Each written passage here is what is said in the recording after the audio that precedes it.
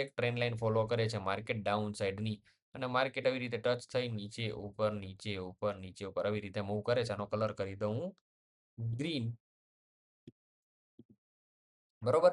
પછી ડાયરેક્ટલી આ આવી રીતે ગેપ અપ આપે અને જે આ વચ્ચેનો એરિયો છે એ as it is side base થઈ જાય અને આટલો ગેપ ખાલી રહી જાય છે. આ ગેપ ખાલી રહી જાય.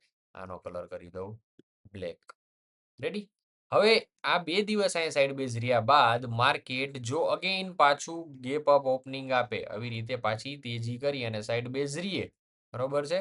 તો આ સિચ્યુએશનમાં શું થયું છે? આ જે ગેપ બન્યો આને કહેવાય બ્રેક અવે બાદ રન અવે ગેપ. મતલબ કે અહીંયા જે તેજી થઈ હતી, એ તેજીને બ્રેક કરીને અગેઈન પાછું માર્કેટ ઉપર જતું રહ્યું છે.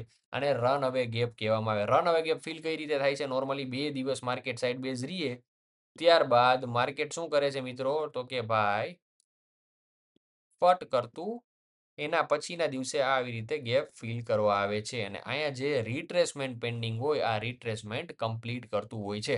આવી રીતે આખી આ ગેપ એક્ઝોશન જે ગેપ થિયરી આખી છે મેં તમને ભણાવી દીધી કે બ્રેક અવે ગેપ, રન અવે ગેપ ને ગેપ એક્ઝોશન. આ 3 જ ગેપ હોય છે માર્કેટમાં. આના સિવાય કઈ ટાઈપના ગેપ હોતા નથી. અને